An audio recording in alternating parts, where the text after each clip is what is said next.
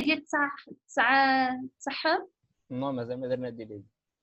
شكون délégué مازال ما درناش. Très bien. Donc, pour l'instant, vous donnez l'enregistrement à vos camarades اللي يحتاجوا. وي سي بون راني موالف نزل. Très bien. Merci. دو ريان. Donc, pour ce module, alors pourquoi l'intérêt de ce module? C'est un module d'abord qui est étudié dans plusieurs spécialités, dans la majorité des spécialités. En génie industriel, en génie civil, en informatique. Donc, c'est un module global pour n'importe quelle spécialité technique. Alors, l'utilité, c'est avoir une vision systémique. C'est quoi la vision systémique? C'est le fait de pouvoir voir tout ce qui nous entoure comme un système. Si on prend, par exemple, l'université peut être considérée comme un système. L'université est un système qui a plusieurs composants, comme par exemple la direction, le rectorat, il y a les différentes facultés, les écoles, il y a les départements, les filières, les cours, etc. Donc, l'université peut être considérée comme, l'université ou une école peut être considérée comme un système. Si je prends par exemple une autoroute peut être considérée comme un système. L'univers, c'est le plus grand système. Le système solaire, c'est un système. Donc, un ordinateur peut être considéré comme un système, un téléphone portable également. Donc, en fait, tout ce qui nous entoure peut être considéré comme un système. Nous, ce qui nous intéresse, bien sûr, dans notre spécialité, c'est les systèmes industriels. Alors, dans ce cours, on va voir d'abord c'est quoi un système, les particularités, les définitions, la composition des systèmes, les types, la classification, etc. Ensuite, on va voir la partie conception des systèmes. Donc, vous savez qu'un système a un cycle de vie. Donc, oui. Je vais accepter ce nom, Naïma. Je l'ai fait 2 fois. Oui. C'est bon? Merci. Oui, c'est bon. Très bien. Donc, je disais que... Alors, il y a encore des gens qui arrivent.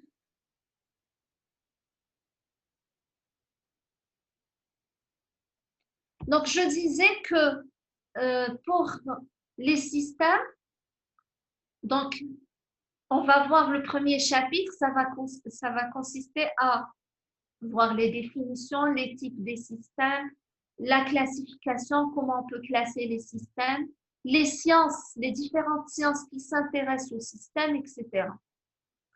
Ensuite, dans le 3e, 4e et 5e chapitre, on va voir la conception des systèmes. Donc, la conception des systèmes, c'est une étape qui vient avant la production du système, avant la réalisation du système. Donc, la conception, c'est l'étape la plus importante. Pourquoi? Parce que concevoir un bon système va nous mener vers la production d'un bon système. S'il y a des problèmes pendant la conception, le système qui sera fabriqué ne sera pas apte à réaliser sa fonction principale. Donc, chaque système a un cycle de vie. Le système a un cycle de vie. Le cycle de vie de le système fait plusieurs étapes. La première étape, c'est l'identification des besoins du système. Donc, dans le système, le client ou l'acheteur de ce système a des besoins. Il attend de ce système qu'il réalise certains besoins pour lui. Donc, l'étape, c'est l'étape la plus importante avant la conception. Donc, le fait de définir les vrais besoins, les besoins importants du système, c'est l'étape la plus importante. Parce que le fait de définir les vrais besoins va nous mener à répondre, à satisfaire le client qui désire acheter ou réaliser le système. D'une part. D'autre part, la partie conception se divise en 3 sous-parties. Il y a la phase de conception préliminaire. D'abord, pardon, le design conceptuel, donc la conception conceptuelle, le design préliminaire et le design détaillé. Juste après le design détaillé, nous avons la partie production. La partie production est suivie de la partie utilisation du système. Et enfin, on a la partie mise hors service. Donc, le cycle de vie. La partie mise hors service, donc, on doit soit détruire le système après sa durée de vie, soit on doit le détruire, bien sûr, en respectant donc l'environnement, soit c'est un système qui peut être recyclé et là, on va le décomposer et le recycler. Donc, je répète, chaque système a un cycle de vie, une durée de vie qui commence depuis l'identification des besoins du système et qui se termine vers la mise hors service. Donc, le recyclage ou la mise en arrêt du système, tout simplement. Est-ce que jusqu'ici, vous arrivez à suivre? Donc, c'est l'idée générale, c'est pour vous mettre dans le contexte du module de l'ingénierie des systèmes. Est-ce que maintenant, vous avez une petite idée sur le but ou sur l'intérêt d'étudier le module? Est-ce que vous avez des questions avant que je ne commence le premier chapitre?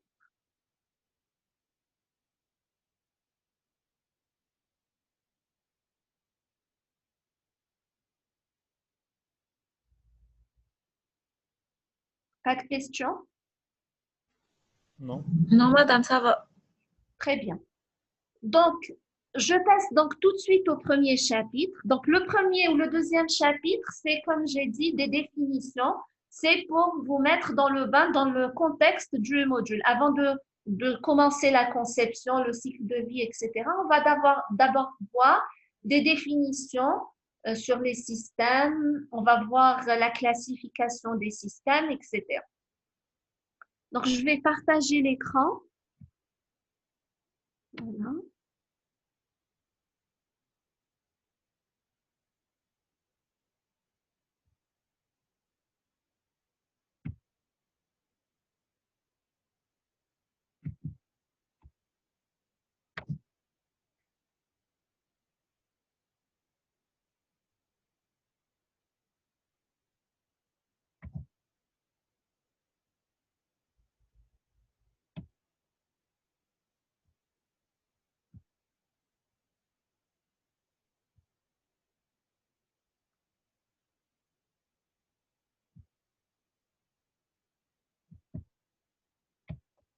C'est bon? Vous voyez Oui. les diapos? Oui. Très bien. Donc là, c'est une bibliographie. Donc, il y a certains livres que vous pouvez voir sur Internet ou dans la bibliothèque. Bien sûr, les diapos, je vais vous les envoyer. Donc, voilà, on commence par la définition, c'est le système. Donc là, on vous dit qu'un système peut être aussi petit que l'atome, comme il peut être aussi grand que l'univers. Donc, c'est vrai que tout ce qui nous entoure peut être considéré comme un système. On peut voir des systèmes très petits, comme l'atome, et on peut avoir des systèmes très grands, comme le système solaire, l'univers, etc.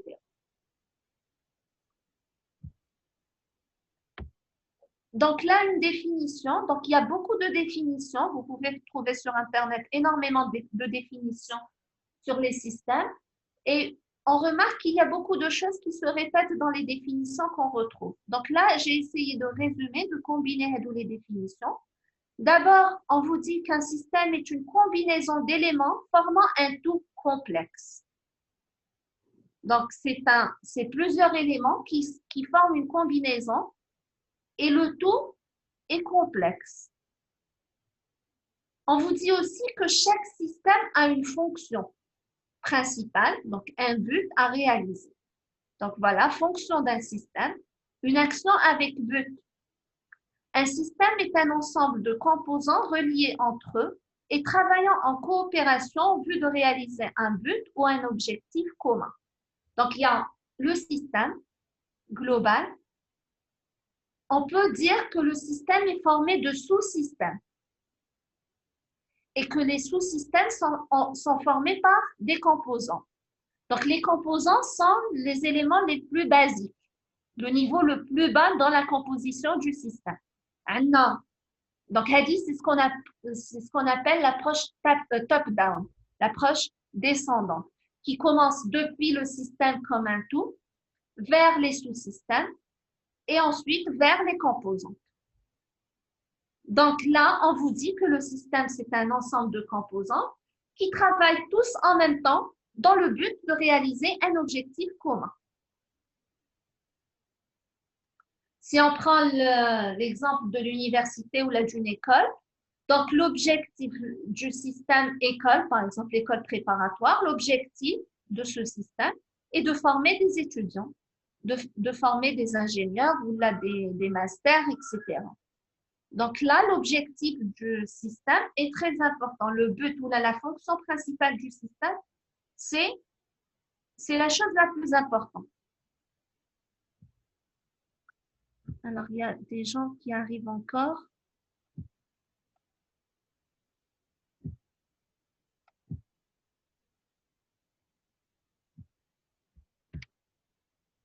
Donc, je continue.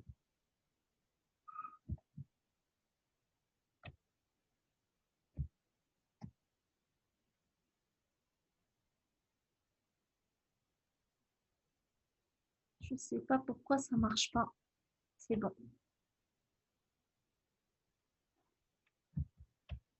Maintenant, on passe aux éléments d'un système. Donc, un système possède trois éléments principaux. D'abord, les composants, ensuite les attributs et enfin les relations. Alors, les composants, c'est quoi? C'est la partie opérationnelle ou les parties opérationnelles d'un système qui concernent ses entrées, processus de traitement et ses sorties. Donc les composants, c'est en fait la partie opérationnelle. C'est les entrées du système, les sorties et la partie traitement. Maintenant, les attributs. Alors, je reprends bien sûr un exemple, comme ça vous comprenez mieux. Alors, si on prend l'université, les composantes de l'université, ça va être donc les différentes facultés, par exemple, les différentes filières, les différents départements, etc. Le processus de traitement, ça va être les cours, les enseignements, et les sorties, ça va être les étudiants formés. Maintenant, les attributs. Les attributs, propriétés des composants qui caractérisent le système. Donc, en fait, les attributs, c'est des propriétés qui sont propres aux composants. Par exemple, si on prend un cours a une durée. Le module de ce cours a un coefficient, etc. Donc là, c'est des propriétés. C'est ce qu'on appelle les attributs. Maintenant, les relations. Les relations, c'est les liens entre les composants et entre les attributs. Donc, entre chaque composant et les attributs et les propriétés de ce composant, on a des liens. Donc, c'est ce qu'on appelle les relations.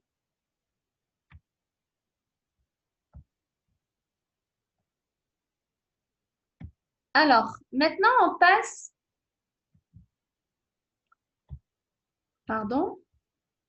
aux composants. Alors, les composants, il y en a trois types. Il y a les composants structurels, les composants opérationnels et les composants de flux. Donc, les composants structurels, c'est des composants statiques qui ne changent pas, qui n'évoluent pas. C'est des composants qu'on ne consomme pas. Par exemple, une salle est un composant statique. Donc, structurel, statique. Les composants opérationnels sont les composants qui réalisent le traitement. Par exemple, un enseignant qui fait le cours. Les composants de flux, donc on peut trouver plusieurs exemples de composants de flux. Donc, les composants de flux, si vous voulez, c'est le consommable, ce qu'on consomme, de l'énergie, de la matière, de l'information, etc. Donc, c'est des composants qui subissent des changements. Par exemple, l'électricité. L'électricité, c'est une énergie qu'on consomme pendant le cours. Donc là, c'est un composant de flux.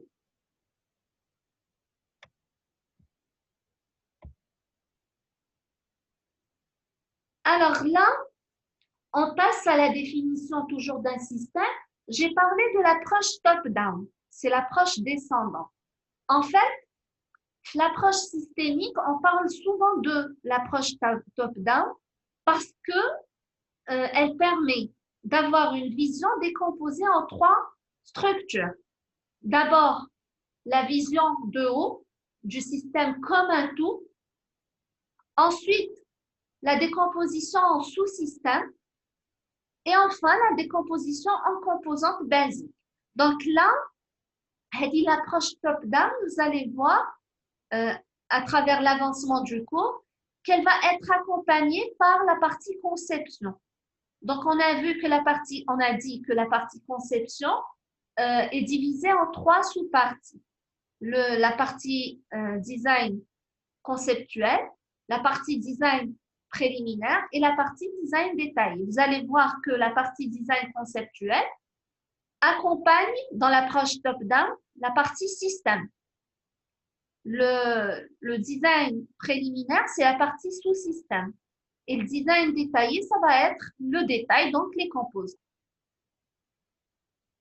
Donc, si je vous demande c'est quoi l'approche top-down, vous allez répondre que chaque partie de cette approche, donc système, sous-système et composants, est accompagnée par une partie de la conception. Donc, la partie design conceptuel, ça va être le système.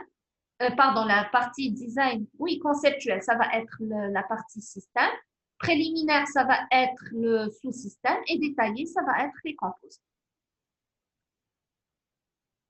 Donc là, on vous dit aussi qu'un système est un ensemble de parties. C'est une somme de parties. Donc, le fait de décomposer en sous-système et en composantes, ça veut dire qu'un système est formé de plusieurs parties. Maintenant, l'environnement. L'environnement, c'est tout ce qui est à l'extérieur du système. Donc là, on vous dit tout ce qui existe en dehors des frontières du système. Donc, chaque système est soumis à son environnement, où là, il est entouré de son environnement.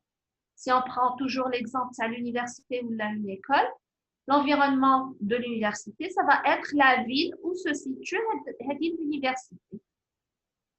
Si on prend par exemple l'exemple, un laboratoire, donc le laboratoire, l'extérieur, ça dépend, donc il peut être situé dans un centre de formation, il peut être situé dans une ville, il peut être situé dans une université, dans une école, etc. Donc, ça dépend du système. L'environnement dépend du système. On parle aussi d'entrée-sortie du système. Donc, généralement, les sorties, c'est des fonctions d'entrée. Donc, en entrée, pour l'université, j'ai des étudiants ou là, des bacheliers. En sortie, ça va être des étudiants diplômés. Diplômés, soit en master, soit en ingénieur, ou la doctorat, ou autre. Donc là, vous avez des exemples. Exemples de système. Donc, il y a plusieurs exemples.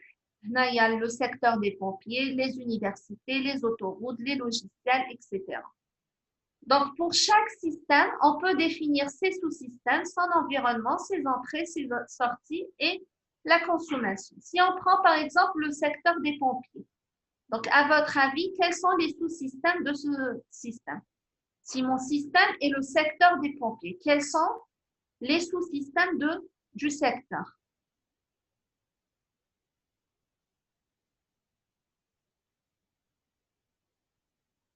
J'attends vos réponses.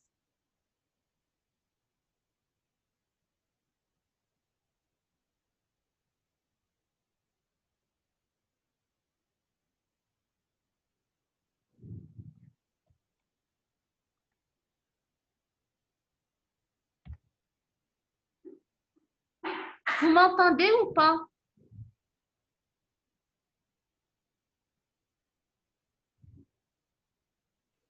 Oui, madame. Alors, j'attends votre participation. Je vous ai dit, si je prends comme exemple le système secteur des pompiers, quels sont les sous-systèmes?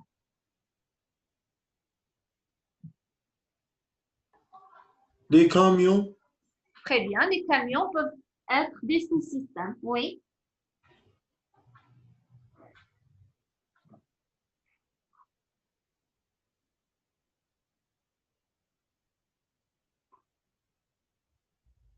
Donc, les groupes de pompiers, donc ça peut être un sous-système.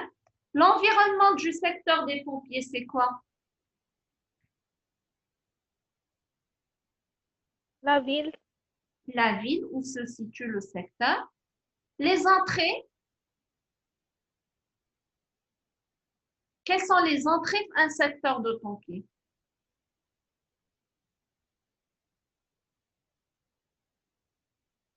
les appels, Très bien, c'est les appels d'urgence.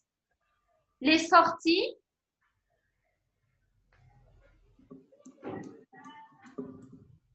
les groupes de pompiers, madame. les sorties, c'est les interventions. Donc, à chaque fois qu'il y a un appel, on a en sortie une intervention, ça les pompiers. La consommation, donc les pompiers peuvent consommer quoi? Du lot. De l'eau principalement, très bien. Donc, même chose pour les autres exemples. Si je prends l'exemple ça, les logiciels, par exemple, si je prends l'exemple ça, logiciel. Un logiciel, là où on met les sous-systèmes ça.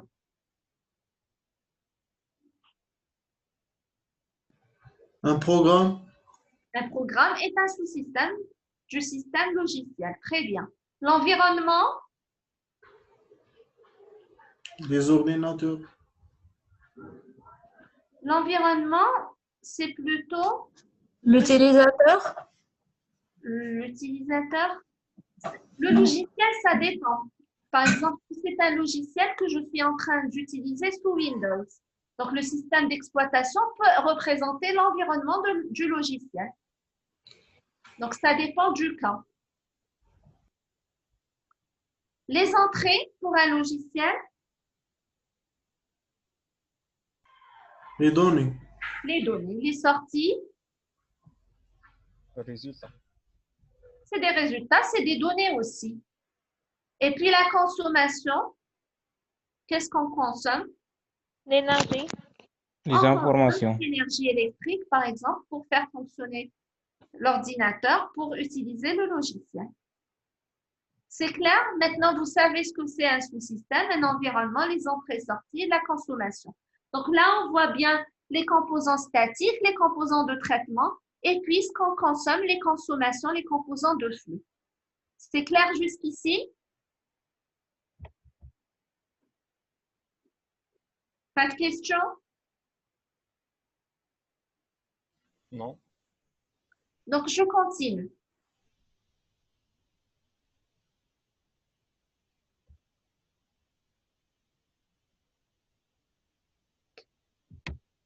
Donc, là, je passe à la classification des systèmes. Donc, les systèmes peuvent être classifiés de diverses façons. Donc là, on a retenu les plus importants. Et en fait, la classification la plus générale, si vous voulez, la plus claire, c'est le fait de distinguer les systèmes naturels des systèmes artificiels. Donc, vous retrouvez aussi les systèmes physiques et les systèmes conceptuels, les systèmes statiques et les systèmes dynamiques. et les systèmes fermés, les systèmes ouverts. Donc, d'abord, la première classification, système naturel et système artificiel. À votre avis, ça veut dire quoi un système naturel et le contraire, un système artificiel? Un système naturel, il n'est pas conçu pour l'homme. Il n'est pas conçu pour l'homme. C'est-à-dire que ce n'est pas l'homme qui le conçoit. Le système naturel, c'est une création du bon Dieu. Le système artificiel, c'est un système qui a été créé par l'être humain, comme un ordinateur, un téléphone portable, etc. Un système naturel, par exemple, le système solaire, c'est un système naturel. Le système nerveux de l'être humain est un système naturel. Le corps humain est un système naturel. D'accord? Donc, en fait, elle dit la classification, c'est la classification la plus simple. Pourquoi la plus simple? Parce qu'on peut facilement distinguer quelque chose de naturel de quelque chose qui est artificiel. Deuxième classification, c'est les systèmes physiques et les systèmes conceptuels. À votre avis, ça veut dire quoi un système physique et un système conceptuel?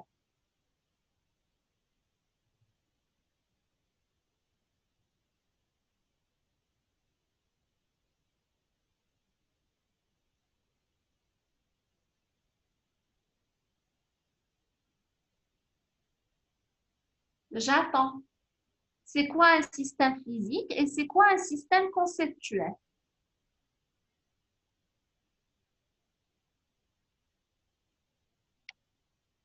Aucune idée, madame. Madame, système conceptuel comme des programmes ou là, des calculs, conception, physique, la production. Si vous voulez. Alors, je vais expliquer. Un système physique, c'est un système qu'on peut toucher à la main. C'est un système réel. Un système conceptuel, c'est un système qui est encore dans l'aspect idée, étude, etc. Je vous donne l'exemple, par exemple, un architecte qui est en train de réaliser un bâtiment ou là, une construction. Il y a une réalisation d'abord conceptuelle.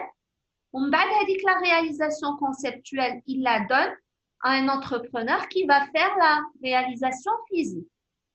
La réalisation conceptuelle, c'est en fait les plans, les schémas, les dessins, etc. Donc, c'est l'étude qui se fait. Le système physique, non, c'est le système concret. Donc, un architecte peut réaliser aussi un système physique, par exemple, une maquette. Le système conceptuel, c'est, par exemple, il réalise un dessin sous AutoCAD. Un dessin, c'est une maison, ou là, un plan, c'est une maison sous AutoCAD en utilisant un logiciel. HEDA, c'est une conception. Le fait de construire, pardon, soit de construire soit le système en lui-même, c'est-à-dire soit la maison ou là, le bâtiment, réellement et physiquement, c'est le système physique, ou là, on réalise un prototype physique, ou là, un prototype maquette, là aussi, c'est physique. C'est quelque chose que je peux toucher à la main. Je vous donne un autre exemple. Par exemple, la construction, ça les avions. Un avion, avant qu'il ne soit construit réellement, il y a toute une étude qui se fait sur cet avion. Il y a des dessins qui se font, des schémas, etc. pour à la fin construire un prototype de l'avion. Donc, le prototype peut être quelque chose de physique. Donc, c'est un petit avion qui est construit pour faire des essais, des tests sur le prototype, etc. Donc là, c'est physique. Ou l'aspect conceptuel, c'est l'étude de conception qui est réalisée à travers des dessins, des schémas, etc. Est-ce que vous faites la différence? C'est très important. En fait, la classification qui va nous intéresser, c'est celle-là. C'est les systèmes physiques et les systèmes conceptuels. Est-ce que vous avez compris la différence entre les deux ou là, je réexplique?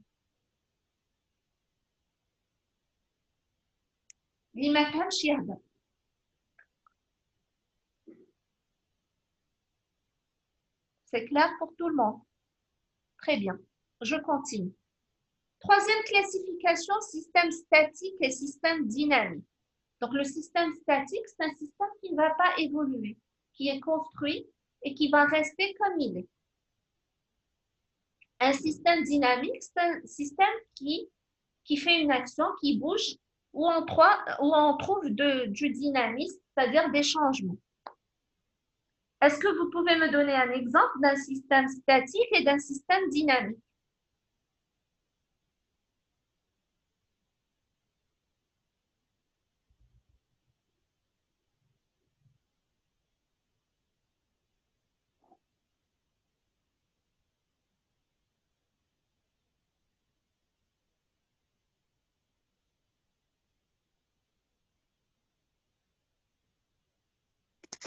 Madame, Oui. système solaire dynamique.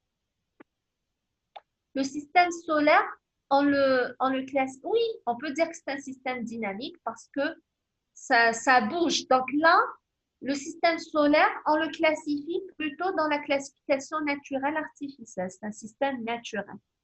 D'accord? Donc, système statique, système dynamique, essayez de voir quelque chose qui évolue et quelque chose qui n'évolue pas. Si je prends l'exemple, c'est un ordinateur. À votre avis, c'est un système statique ou un dynamique?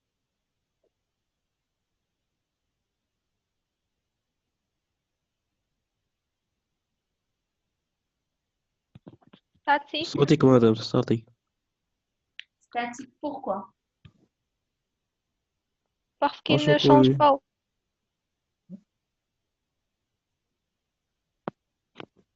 Un ordinateur, lorsque je l'allume, je l'utilise, à la fin, je l'éteins. Est-ce qu'il y a des changements que je fais sur cet ordinateur ou là, il n'y a aucun changement qui se fait? Il n'y a pas de changement. Si, madame, il y a changement. Il y a un changement. C'est quoi le changement? J'ai introduit des nouvelles informations. Par exemple, Le j'ai un... changement Oui, de la batterie. la batterie, oui, ça peut faire l'objet d'un changement, mais il n'y a pas que de la batterie. Le changement est de la batterie. Je peux, par exemple, installer un nouveau logiciel. Il n'était pas déjà installé. D'accord? Je peux enregistrer un nouveau programme. Donc, c'est dynamique. Ce qu'il y a à l'intérieur de l'ordinateur, c'est dynamique. Un bâtiment qui est construit peut être considéré comme un système statique. Vous êtes d'accord? Non, madame. Pourquoi? قادر يزيدوا يبنوا فيه حاجة ولا ينقصوا منها حاجة. Oui, bon. Là, je dis que c'est un bâtiment. Ou là, je vais prendre un autre exemple. Je prends une salle. Une salle, l'établissement de ça, comme l'école. Est-ce que c'est statique ou là, c'est dynamique? C'est statique. La salle ne va pas évoluer au cours du temps. Bon, elle peut se détériorer ou là. Mais l'aspect statique et l'aspect dynamique, dans le sens, est-ce qu'il y a une valeur ajoutée? D'accord?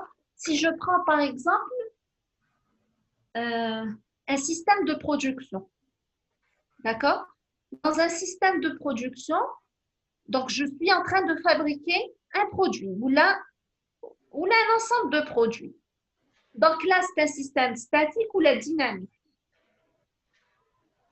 Dynamique. Le système en lui-même, c'est-à-dire les machines, etc. Les machines, c'est des machines statiques. Mais si je considère l'ensemble du système de production, donc il est en train de réaliser des choses qui changent au cours du temps. Les quantités, par exemple, changent, les heures de travail changent, etc.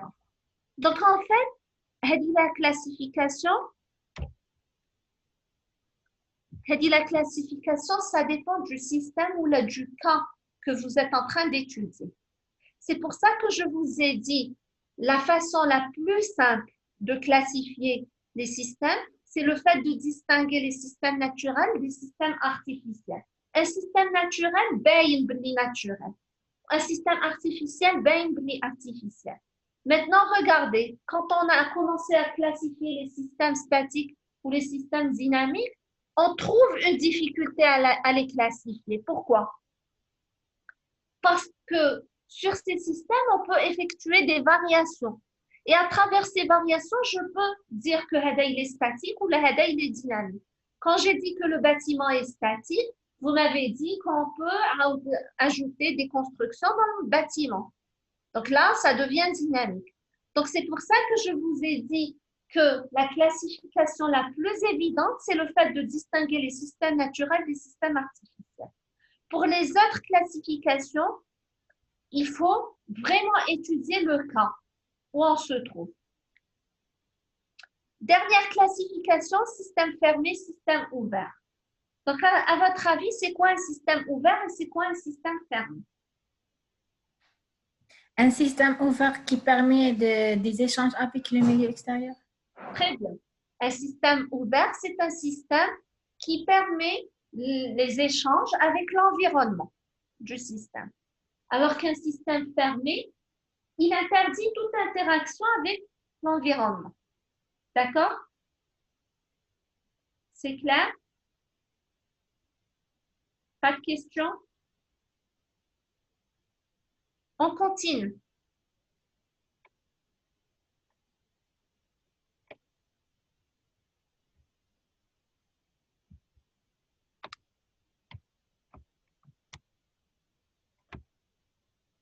Alors maintenant, on passe aux différentes sciences des systèmes.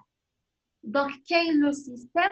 Quelles sont les sciences des systèmes? Ce sont des sciences qui étudient les différents systèmes.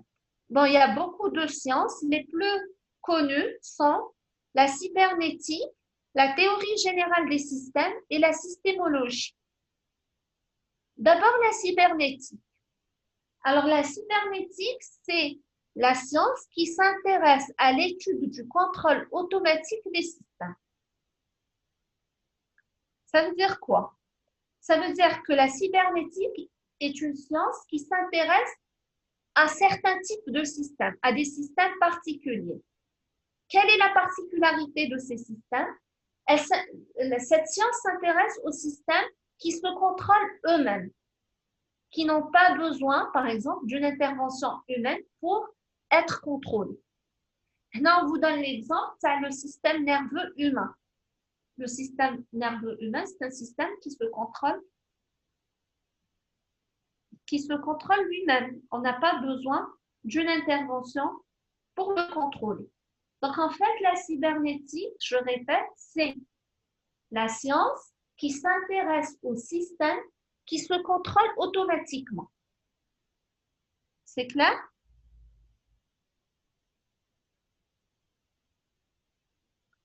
Deuxièmement, la théorie générale des systèmes. Donc, elle est la deuxième science. Elle s'intéresse aux descriptions des relations du système. Donc, c'est un cadre systématique de description des relations. Vous vous rappelez, regardez, on a vu avant, non, on a parlé des composants de ce système, on a parlé des attributs qui sont des propriétés des composants, et on a parlé des relations. Les relations, c'est quoi? C'est les liens entre les composants et les attributs, c'est-à-dire c'est les liens entre le composant et la propriété du composant. Par exemple, j'ai un composant, la propriété de ça, par exemple, c'est la couleur. La couleur peut être une propriété. Donc, c'est en fait l'attribut. Alors, par exemple, le composant, c'est un bouton. L'attribut, c'est la propriété du composant, c'est la couleur du composant. La relation, c'est le lien entre le composant et l'attribut. Donc, c'est le lien entre le bouton et la couleur choisie. Par exemple, si je représente la couleur verte pour allumer et la couleur rouge pour éteindre. Donc, le bouton signale une couleur verte pour l'allumage et signale une couleur rouge pour éteindre. Donc, Hadi, c'est une relation. Donc là, la théorie générale des systèmes s'intéresse à la description des relations. Donc, elle s'intéresse aux relations qui existent entre les composants et les propriétés ou les attributs. C'est clair?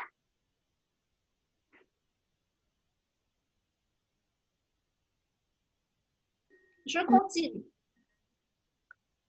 Troisième science, la science des systèmes ou de leur formation. Exemple, la recherche opérationnelle. Donc là, la troisième science, c'est une science qui s'intéresse à la formation des systèmes.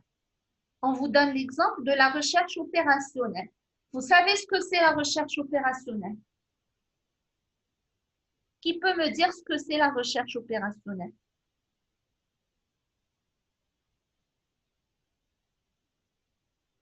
Est-ce que vous avez fait un module sur la recherche opérationnelle à travers votre cursus? Souvent déjà 4e année ou la 5e année? 4e année, madame. On a fait une séance de cours de la recherche opérationnelle. Une seule séance de cours? Oui. D'accord. Pourquoi?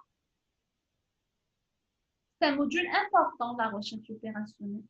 C'est un module نقراوه هاد العام. Ah, d'accord. رقم عدد تقراوه. Yeah. D'accord. Très bien. Qui vous fait le cours?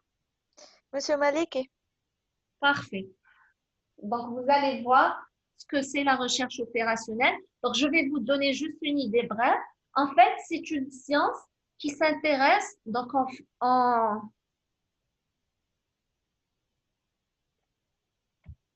c'est une science qui s'intéresse à, par exemple, à définir des heuristiques ou des algorithmes pour résoudre certains problèmes. Dans la recherche opérationnelle, on retrouve beaucoup d'optimisation. On cherche à optimiser des fonctions objectives comme le coût, le temps, etc.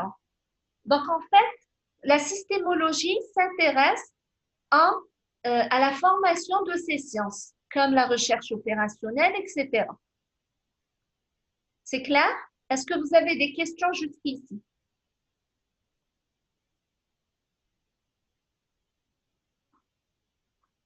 Pas de questions? C'est clair, madame. Très bien. Donc, on continue. Alors, maintenant, passage à l'ère des systèmes. Donc, avant, on parlait d'ère des machines et maintenant, on parle d'ère des systèmes. C'est quoi la différence? Alors, pourquoi avant, on parlait de l'ère des machines?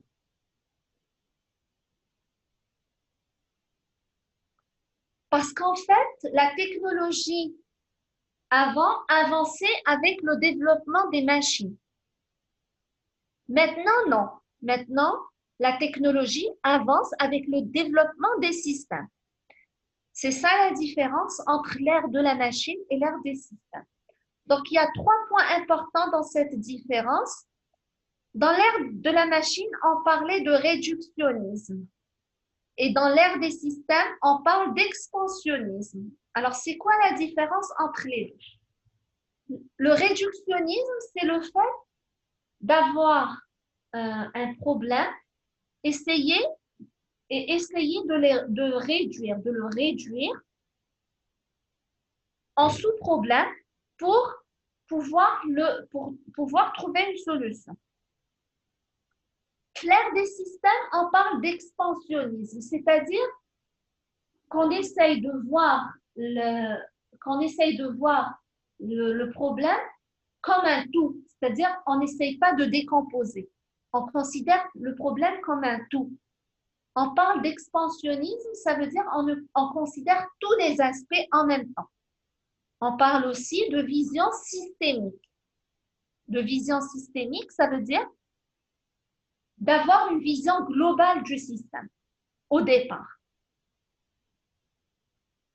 Deuxième différence, donc l'ère des machines, on utilisait un mécanisme de cause à effet. Cause à effet, ça veut dire je divise mon problème en plusieurs sous-problèmes et à chaque fois, je traite le premier sous-problème la première difficulté, j'ai un résultat que je vais utiliser pour résoudre le prochain sous-problème, etc. Donc, de cause à effet. Dans l'ère des systèmes, on parle de téléologie. Donc là, ça veut dire que je ne traite pas les problèmes l'un après l'autre, mais je considère un traitement, si vous voulez, en même temps, en parallèle. Dans l'ère de la machine, on parle de mode de pensée analytique. Et dans l'ère des systèmes, on parle de mode de pensée systémique. Donc là, c'est un point très important.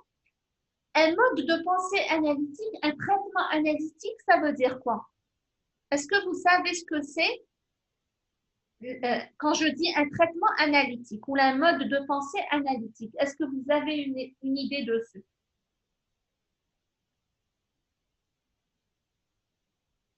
C'est quoi le mot analytique veut dire quoi?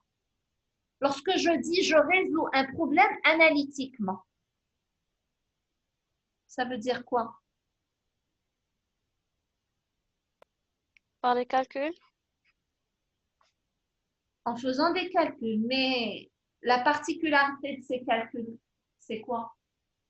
des démonstrations, Ça peut être des démonstrations, mais le but, c'est quoi quand je dis un calcul analytique ou là, une Analyse. démonstration analytique?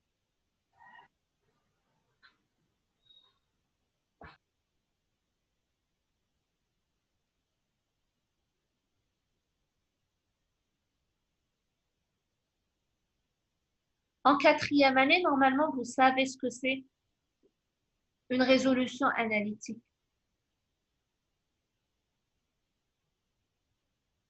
Quand je dis, par exemple, une expression analytique, ou là, un calcul analytique, ou là, une démonstration analytique, ça veut dire quoi?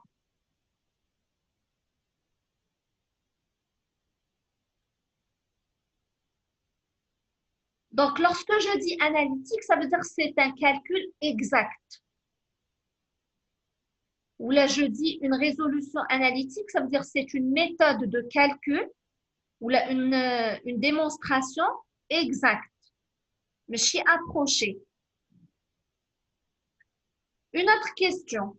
Est-ce qu'on a la possibilité de toujours de prouver ou là, de calculer ou là, de démontrer analytiquement?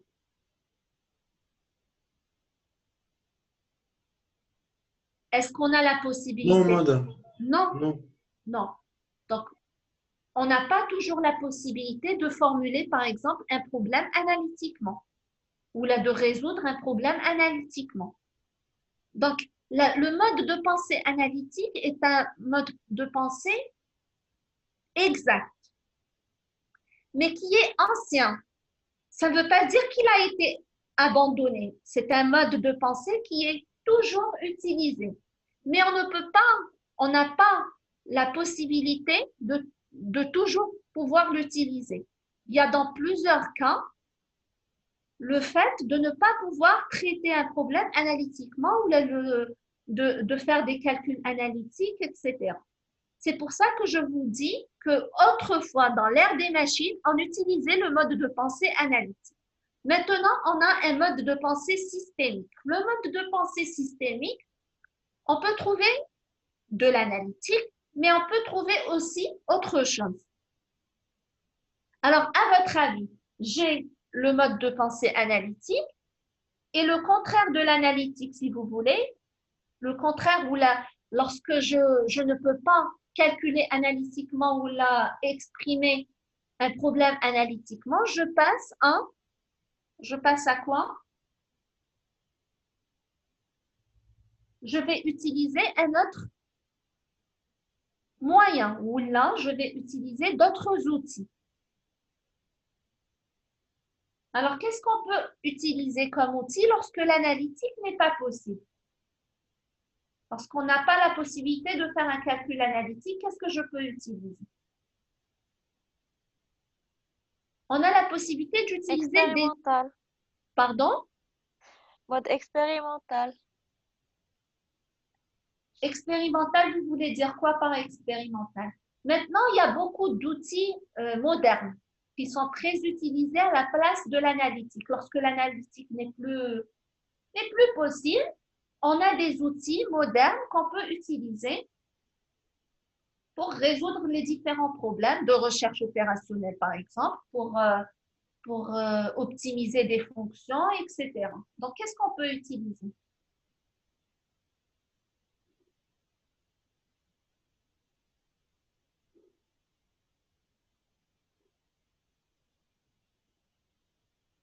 On peut utiliser d'autres outils comme la simulation numérique, comme les méta-heuristiques, les heuristiques, etc. Donc, il y a beaucoup d'outils, de moyens qui peuvent remplacer l'analytique lorsqu'on ne peut pas résoudre le problème analytiquement. Et dans l'ère des systèmes, on fait appel à un mode de pensée systémique qui utilise tous ces outils. Est-ce que c'est clair?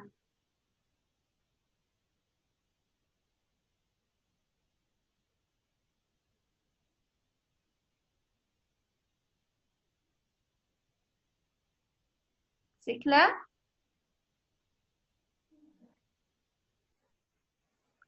On continue. Alors maintenant, on parle de technologie et de systèmes techniques.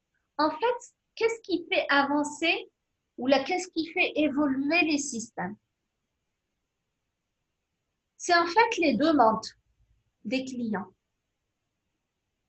Et les demandes des clients, les clients forment quoi? Forment une société. Donc, qu'est-ce qui fait avancer l'ingénierie des systèmes?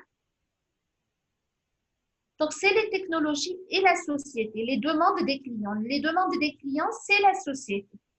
Les technologies, on va voir que ça inclut, bien sûr, utiliser une machine ancienne ou utiliser une machine moderne, ce n'est pas la même chose. Donc, la culture est un indicateur important du degré d'avance d'une technologie, bien sûr. Donc, qu'est-ce qui fait avancer les technologies? C'est en fait la demande. Et la demande, elle est formulée par la culture des êtres humains. Le nouveau défi, c'est identifier les vrais besoins. Donc, la chose la plus difficile lorsque je veux réaliser un système, c'est le fait d'identifier les vrais besoins du client qui désire avoir ce système, qui désire acheter ce système. Donc, identifier les besoins, c'est quelque chose de très important. Et d'ailleurs, c'est la première étape pour entamer le cycle de vie du système. Système technique. Donc, petite difficulté à classer les systèmes naturels artificiels, grande difficulté à classer les systèmes techniques. Donc, c'est ce qu'on a dit tout à l'heure. Donc, il est plus facile de distinguer un système naturel d'un système artificiel. Je peux dire que le système solaire est un système naturel et qu'un ordinateur est un système artificiel. La différence, elle est claire, elle est évidente et elle est facile. Par contre, distinguer, classer les systèmes techniques est beaucoup plus compliqué. On a vu cela dans les diapos d'avant.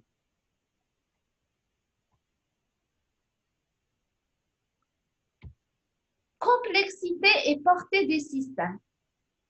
Nécessité d'une variété de spécialistes et de sous-traitance. Donc, dans l'ingénierie des systèmes, maintenant, on parle de l'ère des systèmes.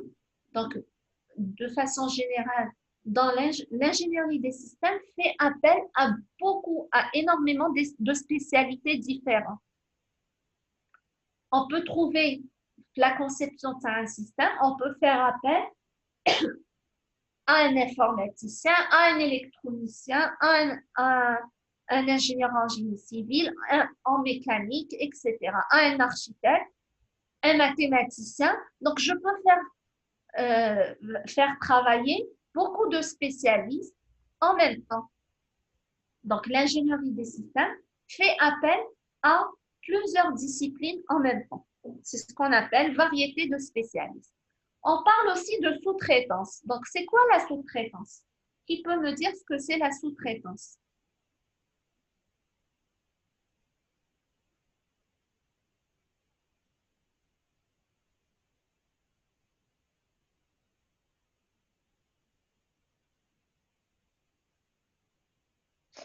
C'est quand on n'arrive pas à réaliser quelque chose, on demande à une autre entreprise. Très bien. C'est bien ça. Donc, lorsque... مدام ماشي Oui. شرط ما نقدوش رياليزوه قادر ما عندناش الوقت ولا عفس. Oui, lorsqu'on dit on ne peut pas réaliser, c'est soit par manque de temps, soit par manque d'expérience, soit par manque de spécialistes, etc. Donc, on peut sous-traiter certaines parties. D'accord?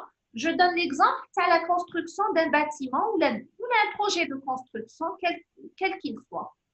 Donc, est-ce qu'une même équipe peut réaliser toutes les tâches de la construction de ce système, de ce bâtiment? Non madame. Non. Donc, je dois sous-traiter certaines parties. Par exemple, je sous-traite la partie plomberie, la partie peinture, etc. Donc, je fais appel à des spécialistes pour réaliser certaines parties. D'accord? Autre exemple. Si je prends par exemple un bureau d'études qui réalise par exemple la construction ou la réalisation les routes ou les autoroutes. Donc, un bureau d'études peut faire l'étude et peut sous-traiter, par exemple, si c'est une route sur une durée, sur une longueur, par exemple, en kilomètres énorme. Donc, sur une grande superficie. Donc là, le bureau d'études peut sous-traiter certaines parties de l'étude. Pour l'entreprise qui fait la réalisation, la même chose. Si elle n'arrive pas, par exemple, à terminer dans les délais, elle peut sous-traiter certaines parties pour arriver à terminer à temps. Donc, la sous-traitance, c'est le fait de donner une partie du travail à quelqu'un d'autre pour la réaliser. Soit pour gagner du temps, soit parce que l'entreprise avec qui je vais sous-traiter est spécialisée dans un certain domaine dont je n'ai pas la compétence, etc. C'est clair? Je continue. Croissance et changement technologique. Donc, stimulé par la tentative de répondre à de nouveaux besoins et d'améliorer la réponse aux anciens besoins. Donc, en fait, qu'est-ce qui stimule l'évolution? L'évolution des systèmes ou là, qu'est-ce qui stimule l'avancement de la technologie? C'est en fait les besoins des clients qui évoluent énormément dans le temps. Un client qui a besoin aujourd'hui d'un téléphone portable assez simple, dans 2 ans ou là, il aura besoin d'un téléphone portable beaucoup plus perfectionné. Donc, en fait, qu'est-ce qui stimule la fabrication de le nouveau téléphone portable dans 2 ans? C'est en fait de nouveaux besoins de le client. Alors, cette croissance est aussi stimulée par des facteurs socio-écologiques. C'est quoi l'écologie?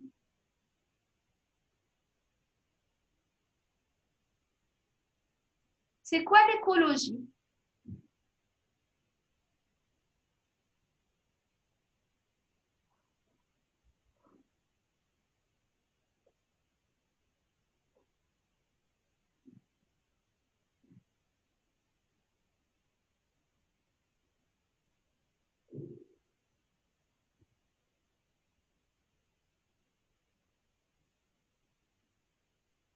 J'attends.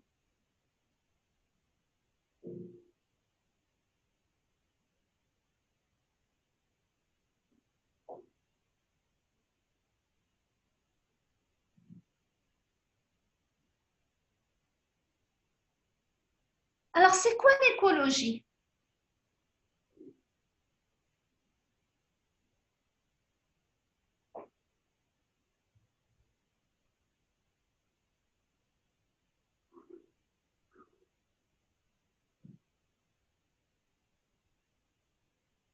Donc, c'est le fait de réaliser des choses en essayant de protéger l'environnement.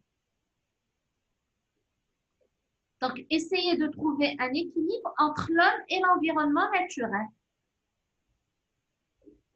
Donc, l'écologie, c'est une science qui cherche à protéger l'environnement. Donc, lorsque j'essaye de concevoir un système, je dois penser à la protection de l'environnement. Donc, ce qui nous emmène vers une innovation en ingénierie très bénéfique. Donc, tous ces points stimulent l'innovation en ingénierie. L'innovation, ça veut dire le fait de penser à de nouvelles choses et à faire évoluer la technologie. Donc, voilà, le premier chapitre se termine ici. On continue.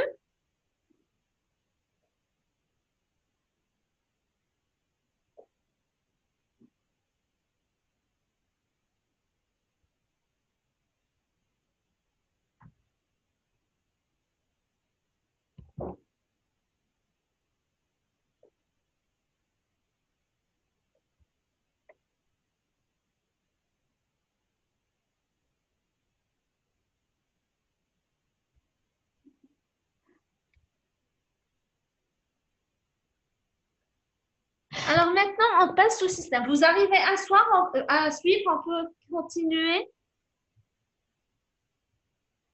Pas de questions?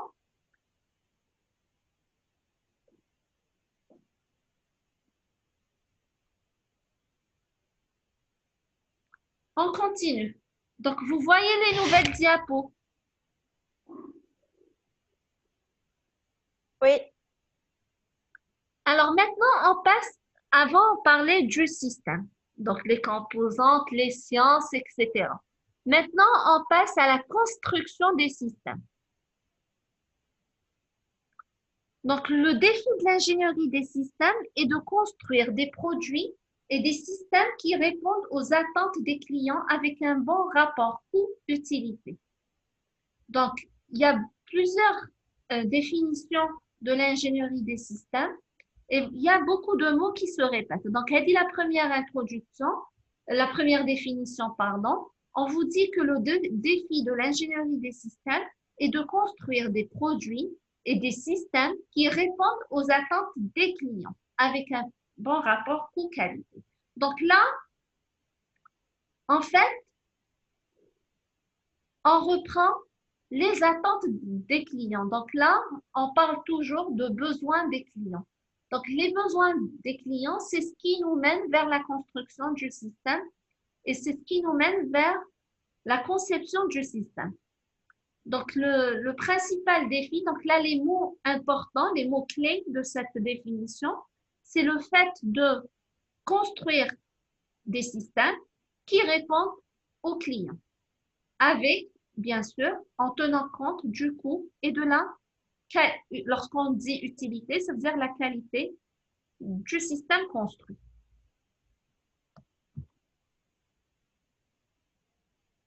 Alors, l'amélioration des méthodes pour la définition des exigences du produit et de système avec la détermination de performance, efficacité et d'autres caractéristiques essentielles du système.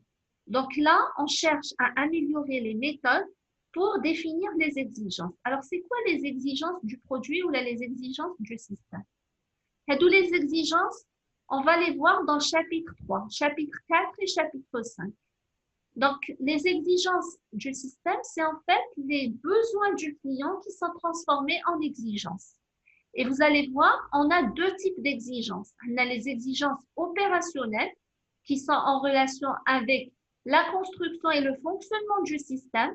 Et on a les exigences de maintenance et de support qui sont en relation avec la partie maintenance du système. Donc là, la définition des exigences du produit et du système avec la détermination de la performance du système, de l'efficacité et d'autres caractéristiques essentielles du système. Donc, vous allez voir que pour un système, on a différentes caractéristiques à considérer, comme la performance. C'est quoi la performance du système? Quand est-ce que je peux dire que le système est performant et efficace?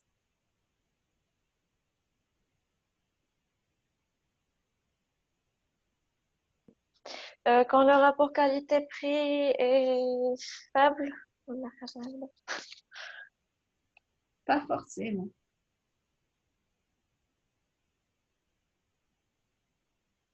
La performance, ça n'a rien à voir avec le prix.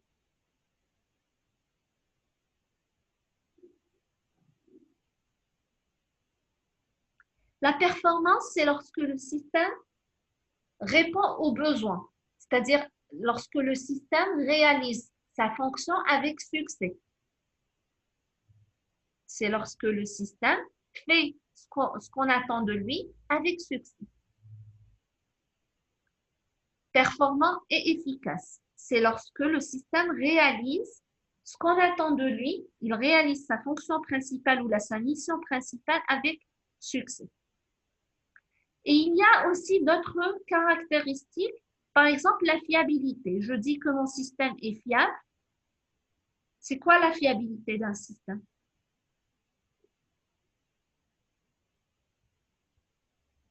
Là, on a cité seulement 2 caractéristiques, la performance ou l'efficacité. Mais il y en a d'autres, comme par exemple la fiabilité, c'est une caractéristique importante. C'est quoi la fiabilité à votre avis?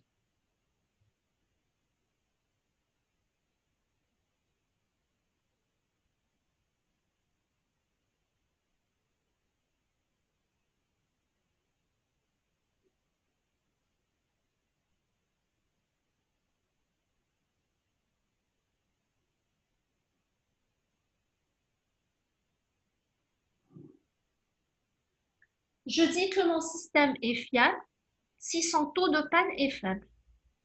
Donc, la fiabilité est en relation avec la panne. Donc, moins mon système tombe en panne, plus il est fiable.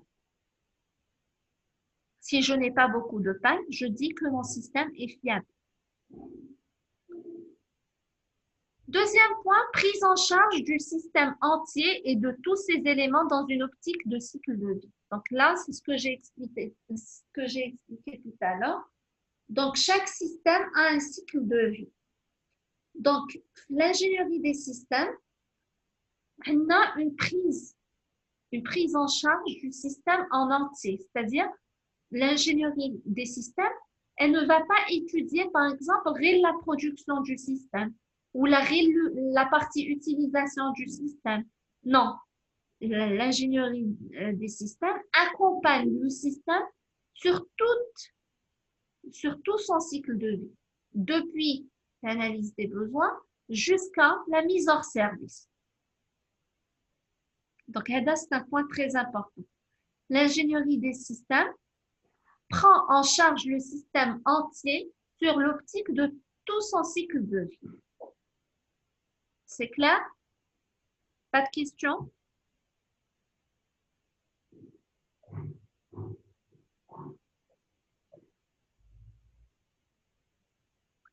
Troisièmement, considération de la hiérarchie du système global et des interactions entre les différents niveaux de cette hiérarchie. Ça veut dire quoi?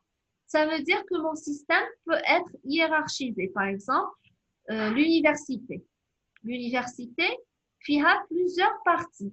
La hiérarchie de l'université, c'est quoi? C'est le recteur de l'université, le doyenné, les différents départements, les différentes filières, etc. Donc, c'est une hiérarchie. Donc, là, l'ingénierie des systèmes prend en charge toute la hiérarchie du système, sur tous ses niveaux. Quatrième point, organisation et intégration des disciplines nécessaires de l'ingénierie dans l'ingénierie principale des systèmes, d'une manière simultanée et au moment opportun. Donc là aussi, c'est un point très important. On vous dit que l'ingénierie des systèmes fait appel à différentes disciplines. Donc, ça dépend du système. Si je suis en train de fabriquer des ordinateurs, donc là, c'est sûr que je vais faire appel à des ingénieurs en informatique, à des ingénieurs en électronique, peut-être à des concepteurs, pour le design, etc. Donc là, je suis en train de faire appel à plusieurs spécialistes. Alors, deux autres mots-clés importants, d'une manière simultanée et au moment opportun. Simultanée, ça veut dire que l'ingénierie des systèmes ou la vision systémique permet un travail simultané, en parallèle, c'est-à-dire plusieurs spécialistes, plusieurs parties ou plusieurs sous-systèmes peuvent être fabriqués en même temps ou peuvent être conçus en même temps. Maintenant, au moment opportun. Au moment opportun, ça veut dire que je ne vais pas appeler les spécialistes dès le départ. Je vais appeler l'ingénieur en informatique lorsque j'ai besoin de l'ingénieur en informatique. Je vais faire appel à l'électronicien lorsque j'ai besoin de l'ingénieur en électronique. Donc, pourquoi? Parce que le fait d'appeler un spécialiste va me coûter de l'argent. Donc, lui payer les heures de travail. Donc, je vais payer ses heures de travail. Je ne vais pas le payer à plein temps. Donc, il faut faire appel aux différentes disciplines ou aux différentes ingénieries au moment opportun, lorsque j'ai besoin de ces spécialistes, à travers les différentes étapes de conception. Donc, on va les voir les chapitres suivants en détail. Est-ce que vous avez des questions jusqu'ici? Cinquième point, instauration d'une approche disciplinée avec des dispositions de revue, évaluation et retour en arrière. Donc, approche disciplinée avec des dispositions de revue. Les revues, ça veut dire des retours en arrière, des révisions et des tests pour valider ou pour vérifier chaque étape de conception. Donc, le cycle de vie du système, j'ai dit de conception, mais en fait, c'est tout au long du cycle de vie du système. On va voir que le cycle de vie du système peut être schématisé de plusieurs façons. Il y a le modèle en V, le modèle en cascade, le modèle en X, en spirale, etc. Le cycle de vie, sur chaque modèle, on a des retours en arrière. Lorsque je fais, par exemple, la partie identification des besoins, j'ai la possibilité de revenir en arrière. Lorsque je traite la partie analyse fonctionnelle, par exemple, j'ai la possibilité de revenir en arrière. Donc, le cycle de vie, tous les modèles de cycle de vie, l'avantage de ces modèles, c'est d'avoir la possibilité à chaque fois de revenir en arrière, de vérifier, de réviser, de corriger et de tester. Donc, instauration d'une approche disciplinée avec la disposition de revue, évaluation et retour en arrière pour assurer un progrès efficace et ordonné depuis l'identification initiale des besoins jusqu'à l'élimination du projet. Donc, c'est ce que j'ai dit. Donc, le retour en arrière accompagne toutes les étapes du cycle de vie. On va voir ça sur les modèles du cycle de vie avec chaque modèle, chaque étape du cycle, on dit un retour en arrière.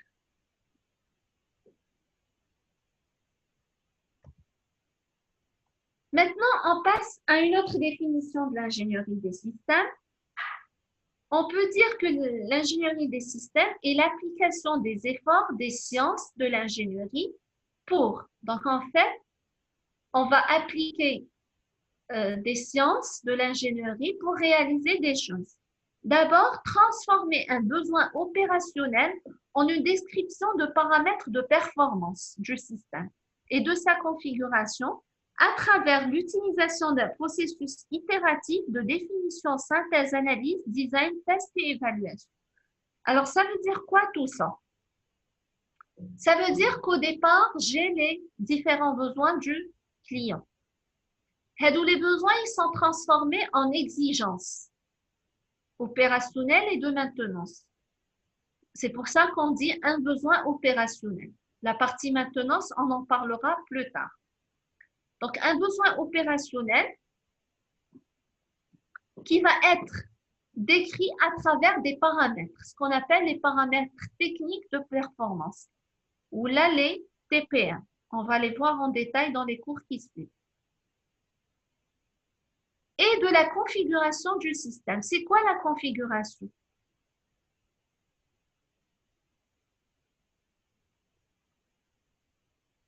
Pourquoi je configure mon système?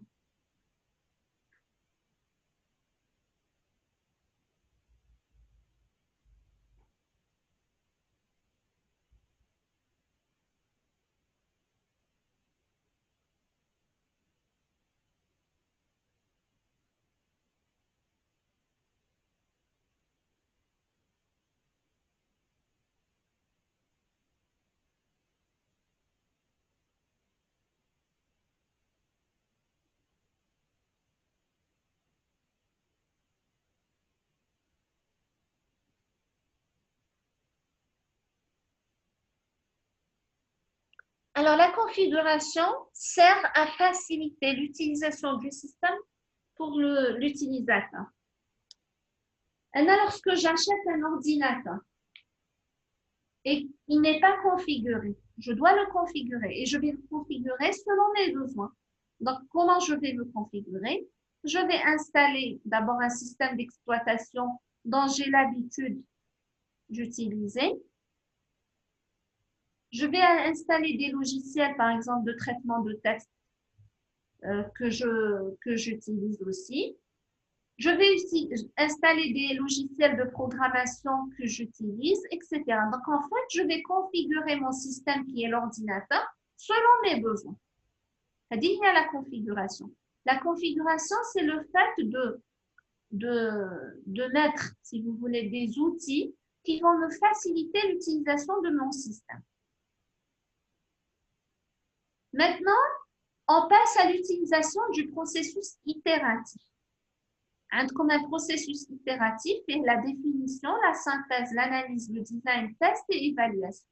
Donc, en fait, le processus itératif, c'est le processus qui est formé de les étapes, définition, synthèse, analyse, design, test et évaluation. C'est le processus itératif. Le processus itératif, on va le retrouver dans toutes les phases du cycle de vie, principalement dans la phase design conceptuel, design préliminaire ou design détaillé. Donc, on va retrouver le processus itératif, les étapes, dans les 3 designs.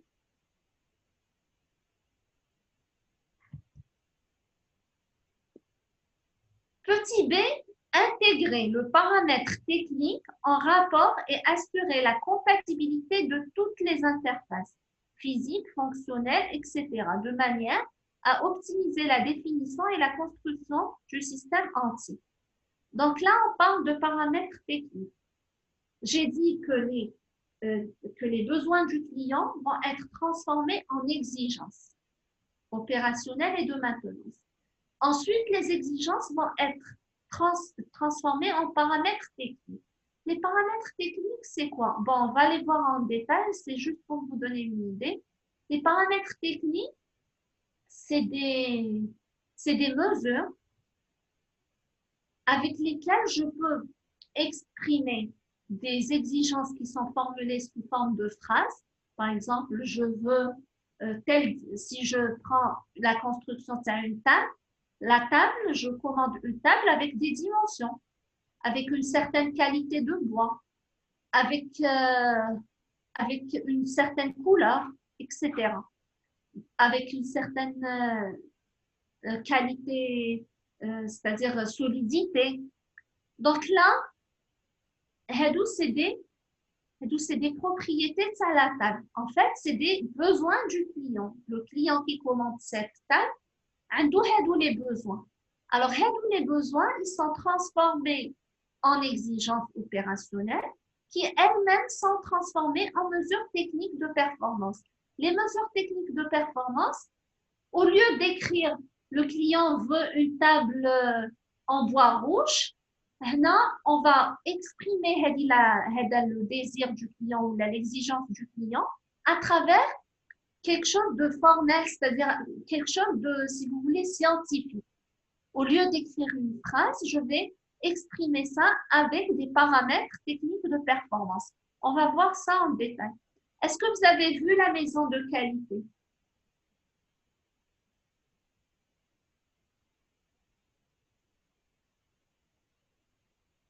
Vous êtes là ou pas? Oui, madame. La maison de qualité chez Flora ou l'a jamais entendu parler? Non, jamais entendu Non. parler. D'accord. Donc, on va la voir en détail le prochain chapitre. Donc, la maison de qualité, en fait, il y a les mesures techniques de performance, les TPM, qui vont me permettre d'évaluer les besoins du client, les exigences du client de manière technique, de manière plus scientifique. Voilà. Donc, intégrer les paramètres techniques en rapport et assurer la compatibilité de toutes les interfaces physiques, fonctionnelles, de manière à optimiser la définition et la construction du système entier. Donc là, on est en train de vous dire qu'il faut considérer tous les aspects pour pouvoir... Il y a des gens qui arrivent encore.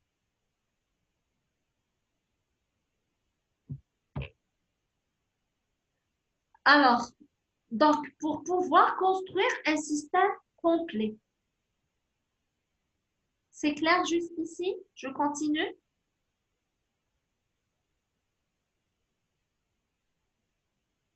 Alors, petit c, intégrer la fiabilité, la maintenabilité, la sécurité, la survivabilité et des facteurs humains dans l'effort global de l'ingénierie en respectant le coût et le calendrier.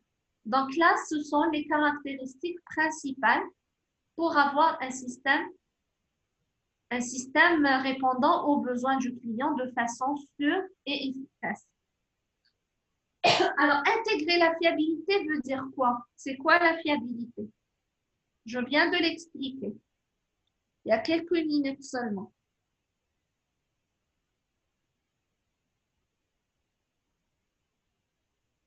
C'est quoi la fiabilité?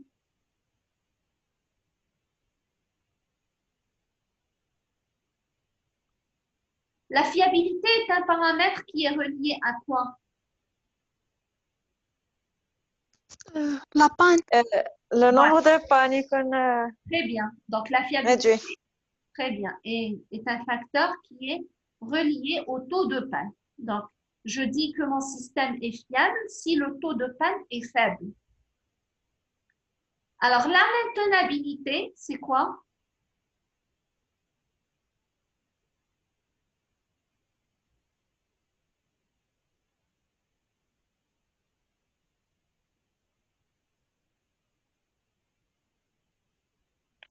On peut le réparer. Oui, alors la maintenabilité, c'est tout ce qui est en relation avec la réparation. Alors, il y a deux types de maintenance. Mais on met les types de maintenance.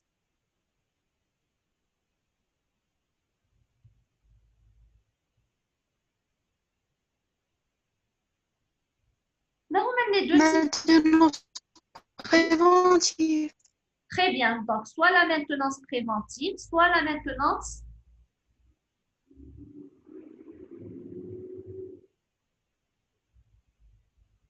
Curative. pardon? Match. Maintenance curative. Curative. Corrective. Alors, la maintenance préventive, c'est une maintenance que je fais avant l'intervention de la panne. C'est-à-dire après une certaine durée, je fais toujours une maintenance préventive. Par exemple, après une semaine, je fais une maintenance préventive. La maintenance corrective, non. La maintenance corrective, c'est après l'intervention de la panne. Donc, puisqu'on a une panne, je fais la maintenance corrective pour corriger la panne. Donc, elle dit il y a la maintenabilité. Maintenant, la sécurité. La sécurité, mon système doit être sûr. Ça veut dire il doit respecter l'aspect sécurité. Il ne doit pas apporter des dangers pour les personnes qui l'utilisent. La survivabilité, donc là, c'est par rapport à la durée de vie du système. Et des facteurs humains, bien sûr. Les facteurs humains, c'est par rapport aux utilisateurs, des gens qui vont utiliser le système. dans l'effort global de l'ingénierie en respectant le coût et le calendrier, très important.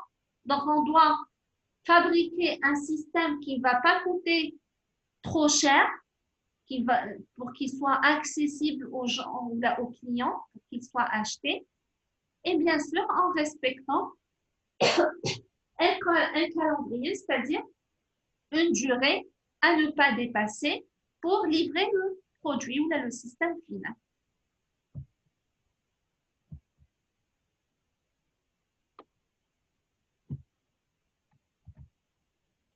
Donc, la définition.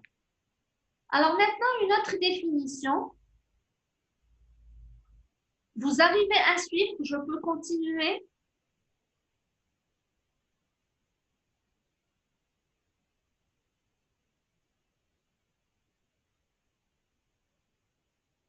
Vous suivez, je continue.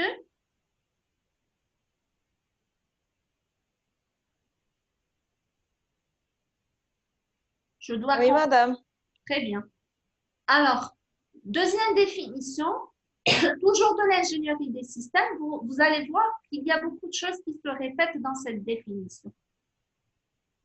Alors, l'ingénierie des systèmes, c'est une approche interdisciplinaire contenant l'effort technique global visant à développer et à vérifier un ensemble intégré et orienté cycle de vie, de solutions systèmes, de personnes, de produits et de processus qui satisfait les besoins des clients. Donc, d'abord, le mot interdisciplinaire, c'est une approche interdisciplinaire. Interdisciplinaire, donc c'est comme je l'ai expliqué tout à l'heure, c'est une approche qui fait appel à plusieurs disciplines en même temps, à plusieurs spécialités en même temps, contenant l'effort technique global. Donc, l'effort technique de toutes les spécialités ou toutes les personnes qui interviennent dans la conception de ce système, dans la fabrication, visant à développer et à vérifier un ensemble intégré. Donc, on va développer un ensemble de parties ou un ensemble de sous-systèmes ou de composants intégrés et orienté cycle de vie. C'est-à-dire, orienté cycle de vie, ça veut dire que dans chaque étape, il faut penser toujours par rapport au cycle de vie du système. De solutions système, de personnes, de produits et de processus qui satisfait les besoins du client. Donc là, l'objectif de tout ça, bien sûr, est de satisfaire les besoins du client.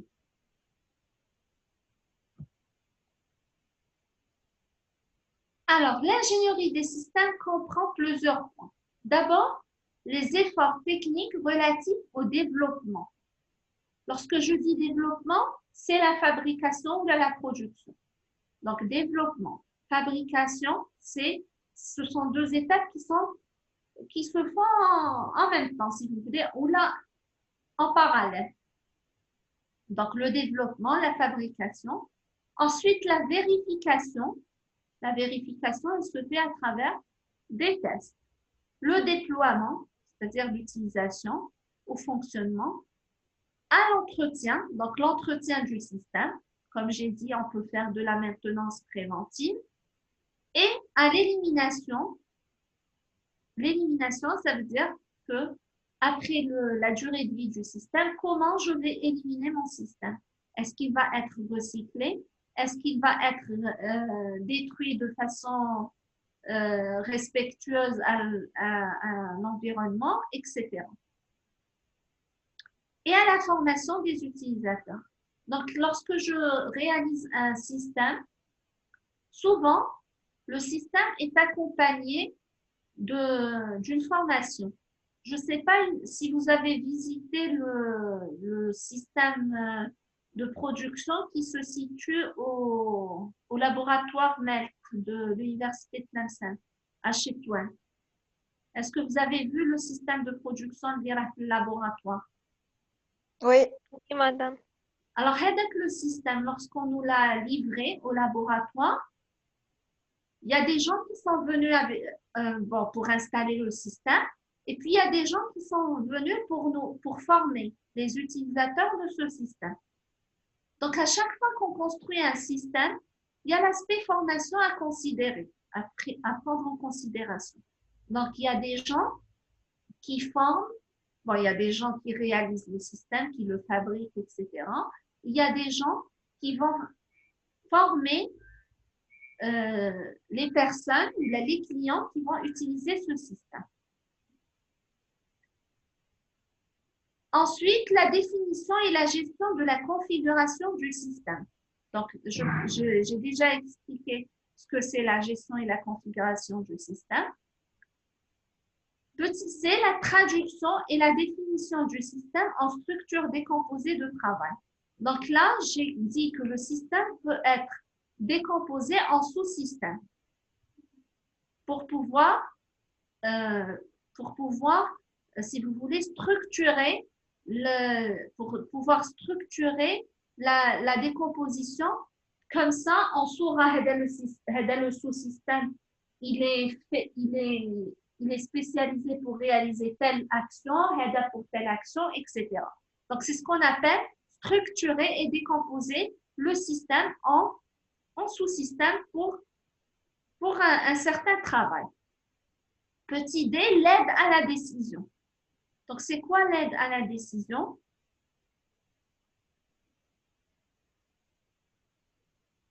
C'est quoi l'aide à la décision?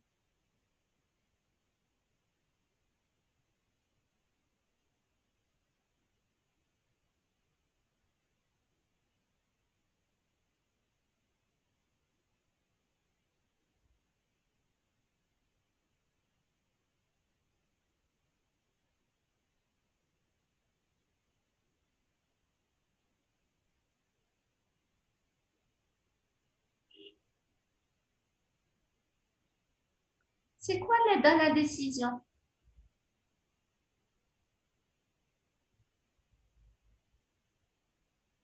Alors, l'aide à la décision, c'est lorsqu'on utilise des outils. Par exemple, des outils de CAO, de conception assistée par ordinateur, ou de fabrication assistée par ordinateur, etc., pour nous aider à prendre une décision, pour pouvoir réaliser quelque chose de précis.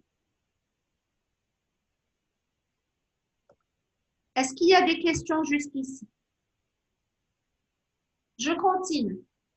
Alors, troisième définition de l'ingénierie des systèmes, c'est une approche collaborative, interdisciplinaire. Collaborative, ça veut dire qu'il y a plusieurs genres de disciplines différentes ou de spécialités différentes qui travaillent en collaboration pour développer et vérifier une solution de système, c'est-à-dire pour développer un système particulier orienté cycle de vie toujours. Donc, vous remarquez que dans chacune des définitions, on retrouve le mot-clé cycle de vie. Ça veut dire que lorsque je fabrique un système, il y a toujours l'aspect de son cycle de vie qui est pris en considération, qui répond aux attentes du client et qui soit acceptable. Acceptable, ça veut dire acceptable par point de vue coût, qualité et acceptable par la société.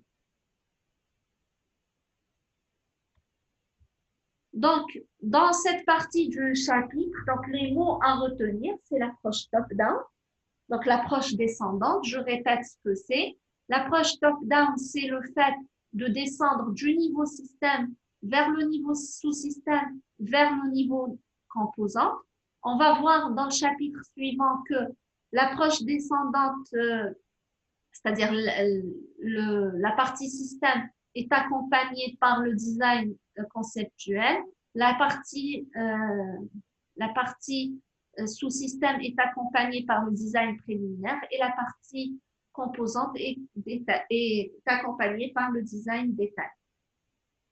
Deuxième point, c'est le cycle de vie. Donc, le cycle de vie est composé de plusieurs étapes. Ça commence depuis l'identification des besoins du client.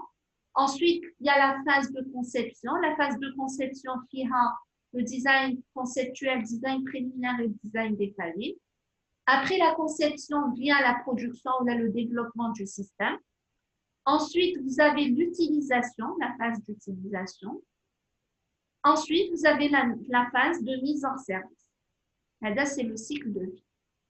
On a parlé aussi d'interdisciplinaire. Interdisciplinaire, ça veut dire quoi? Ça veut dire que l'ingénierie des systèmes fait appel à différentes spécialités, à différentes disciplines qui peuvent intervenir dans la réalisation du système. J'ai donné l'exemple de ça, un bâtiment, donc je peux faire appel à des gens qui vont faire la peinture, à d'autres qui vont faire par exemple comment on appelle ça? Bon, les dalles, etc. Et puis, pour la menuiserie, je vais faire appel à des menuisiers, etc. J'ai donné un autre exemple, l'exemple d'un ordinateur. Donc, pour fabriquer un ordinateur, si mon système est un ordinateur, je peux faire appel à un informaticien pour réaliser la partie logicielle, etc. Programme, système d'exploitation, etc.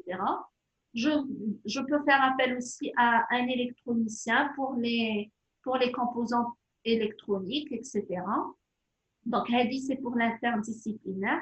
Donc, c'est important, l'ingénierie des systèmes fait appel à plusieurs disciplines qui travaillent en même temps. Et bien sûr, il faut faire appel à ces gens. On peut les appeler en parallèle, c'est-à-dire on peut avoir un travail simultané.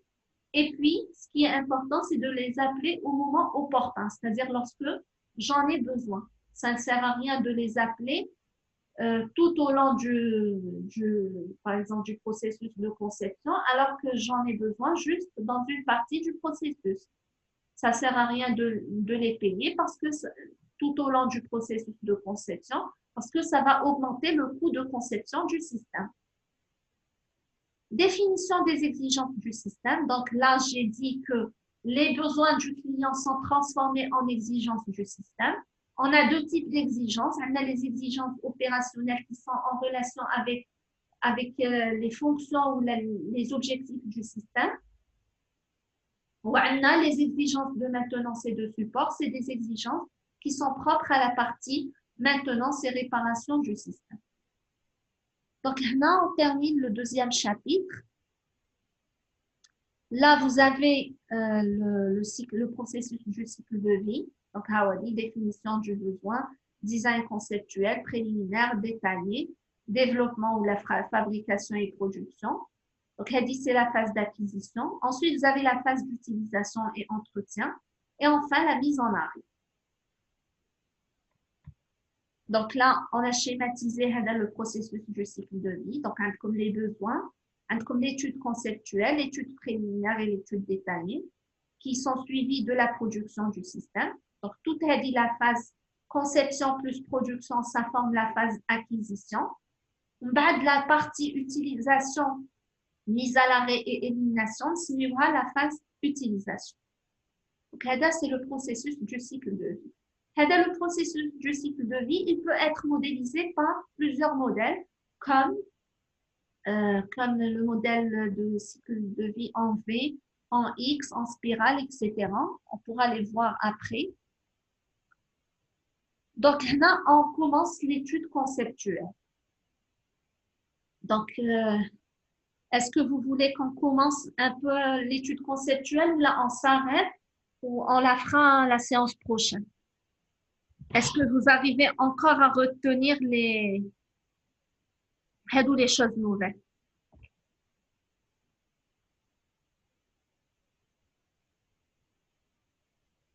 J'attends votre réponse. On continue encore un peu ou là on s'arrête? Comme vous voulez, madame. C'est comme vous voulez. شوفوا إلا راكم باقيين تفهموني نزيدوا شوية. ولا il y a beaucoup d'informations, vous n'arrivez pas à capter, on s'arrête. نكملوا شوية. Madame, si vous voulez, on laisse pour la prochaine fois. شوفوا تومان إلا راكم تفهموا. Si vous avez des questions, je peux répondre. S'il y a des parties تحبوا نولي لهم. Je ne veux pas avancer trop vite ou ما تفهموا. Terminé. Oui. Donc, est-ce que vous avez des questions? هذه la partie conceptuelle, نعاودوا نبداو فيها la prochaine fois parce que c'est une partie indépendante. Je parle de ce qu'on a fait اليوم, les deux chapitres, jusqu'ici. Est-ce que vous avez des questions? Est-ce qu'il y a une partie qui m'a فهمتوهاش ou là je peux revenir? On a encore le temps.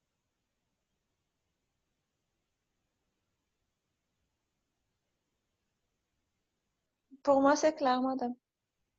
Oui, Pour les autres. c'est bon.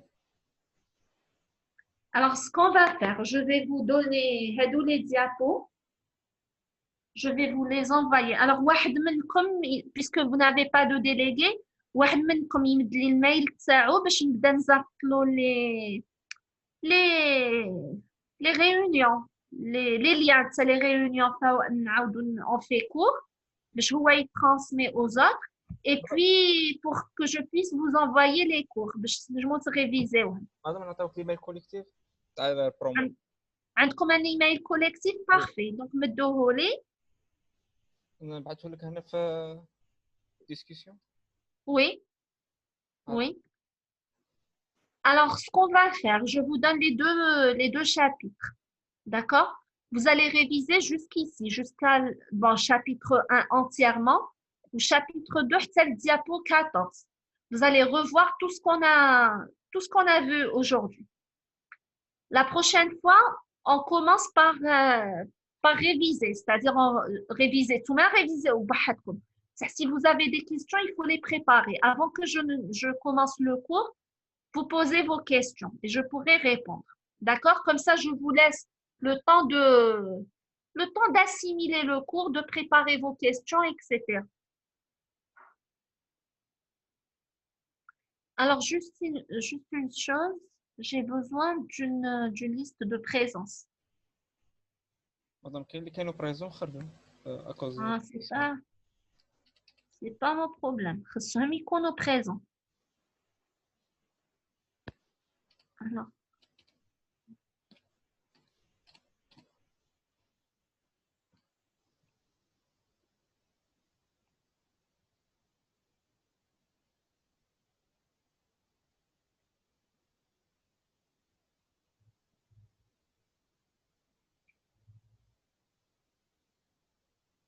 فراهم الآخرين كامل خرجوا.